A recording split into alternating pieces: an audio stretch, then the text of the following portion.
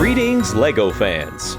A few weeks back, I gave you all a little peek at this year's Disneyland-themed LEGO Winter Village, but now it's time to show it off in its completed glory. After adding a fully operational train loop, wall-to-wall lighting, and a vibrant town square, this village is ready to dazzle for the 2025 holiday season. With the expanded train station built and ready to go, the next big step was solidifying the track system. I was a bit overwhelmed with the prospect of elevating a full loop like this, but I came across a very simple and ingenious technique that made it a million times easier. Simply doubling up the tracks with a layer of brick in between creates basically a super track that can withstand so much more weight.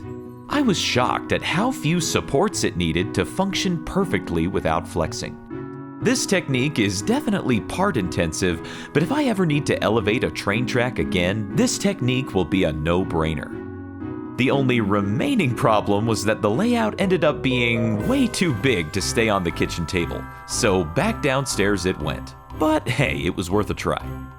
With that obstacle out of the way, it was time to populate the town square behind the station and light up the whole display. I had some generous help from the team at Zine for this video, as they sent out 3 different light kits for me to try out. One for Santa's post office that I picked up last year but hadn't lit up yet, one for the large Christmas tree, and one for the brand new gingerbread AT-AT set.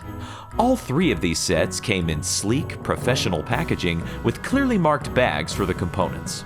First off, I was delighted to see that they were all completely compatible with the Game of Bricks and lighttailing kits I had already installed on other Winter Village sets, so the integration was super easy. The quality and reliability easily matches those other brands. So much so that it almost seems like they're manufactured in the same place. But the area I thought that Zine really excelled in was their instructions. While the instructions for some of the other light kits I've gotten in the past have ranged from amateurish to downright frustrating to follow, the instructions for all 3 of these kits were incredibly thorough, clean, and easy to follow, making the installation of these far less soul-sucking than my previous experiences. I really like the final look that each of these kits offered, though I did omit some of the more flashy elements like the frenetically blinking lights on the front of the post office and the blindingly bright LED strips on the hot air balloon.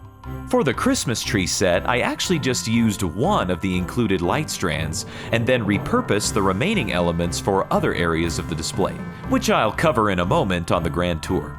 The ease of use and versatility of these kits really gave me creative freedom, and I'm so glad that Zine was willing to help out with this project.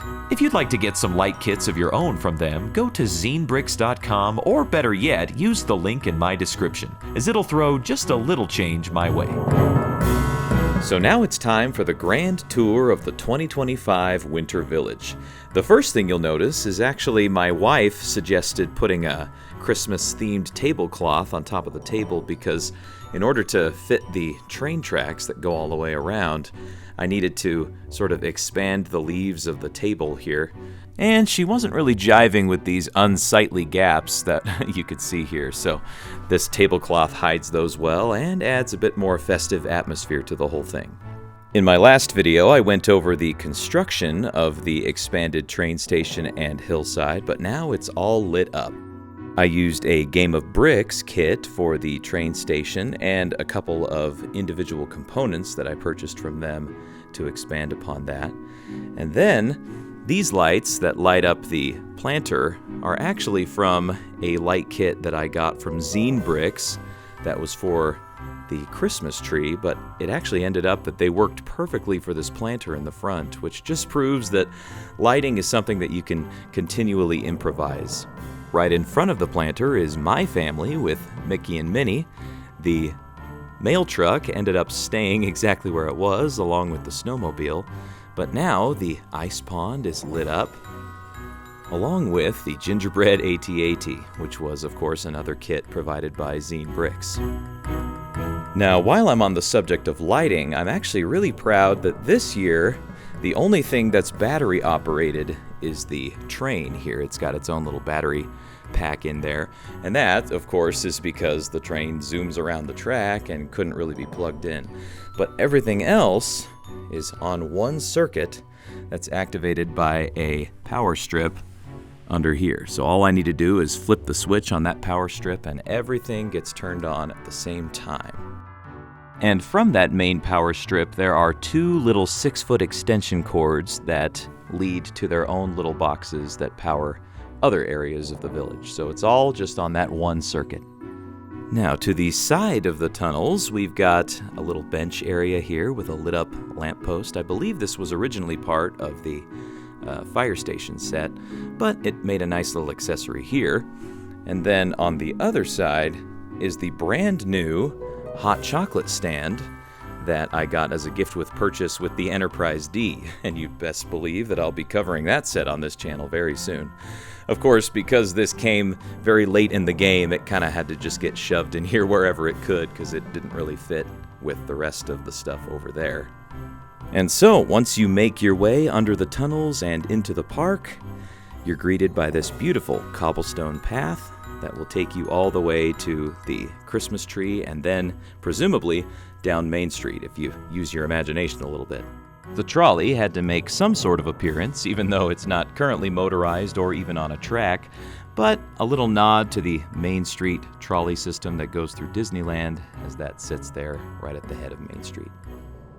One of the things that made this a little too big for the kitchen table upstairs was the train layout. This had to extend quite a bit out from the village in order to make the full turn. And that's what ended up kind of sealing the deal for this moving back downstairs. But the tricky part is that this table was just a tiny bit too small to actually fit this whole layout. So, as I mentioned before, I just kind of had to open up the mechanism that allows you to put the leaf in the table and hope that that actually covered the amount of space needed. And it turns out that it just barely does. So these columns here supporting the train track system are barely on the table. And luckily, when the train goes around, they don't really flex very much, which is great, which I can really attribute to the technique of having two train tracks on top of one another, really reinforcing those tracks and making them very strong. In my last video, I covered the fact that we've got our Christmas market stalls and pieces of the Ministry of Magic set here, but populating this whole area over here, we have part of the Main Street set, Santa's Visit, the Alpine Lodge, and then the main centerpiece Christmas tree here, which last year had a bunch of flashing lights on it, but I ended up finding some still lights that I think work much better. The Main Street sign signifies that Main Street USA is starting right there. And then we have Santa's post office with a light kit provided by Zine Bricks, the fire engine with the Christmas tree, the firehouse, which is actually in the same spot that it would be in the real Disneyland. And if that were the case, then the apartment of Walt Disney would be up on the top floor there. And then where the City Hall would normally go is another one of these buildings that came with the Main Street set. Out here on the waterfront area, textured quite a bit with these 1x1 cheese slope pieces, is the ice fishing elf, and these two cozy polar bears on their little ice floe here. And on the other side, somebody got busy making a snowman on this tiny little bit of ice out here. And I really like how the water ended up looking with these cheese slope pieces texturing it, kind of looking like little bits of ice that had frozen over. And you probably noticed that the table doesn't exactly have the space to store the Mark Twain, and so it's kind of its own side display over here. Now, this isn't a light kit made specifically for the Mark Twain, but I took a couple of extra components and rigged something up to make it look a little more festive and get ready for the Christmas season. In my previous video, I walked through all of the different characters and the mix between LEGO IP characters and Disney, but I really love how this turned out and how it complements the main build. And there you have it. That's the grand tour of this year's Winter Village. As I'm sure will be the case every year, this project was a blast to work on. And it's already turned its fair share of heads as guests have come over. I'd like to wish you all a Merry Christmas and a Happy Holiday season. And until next time, keep building.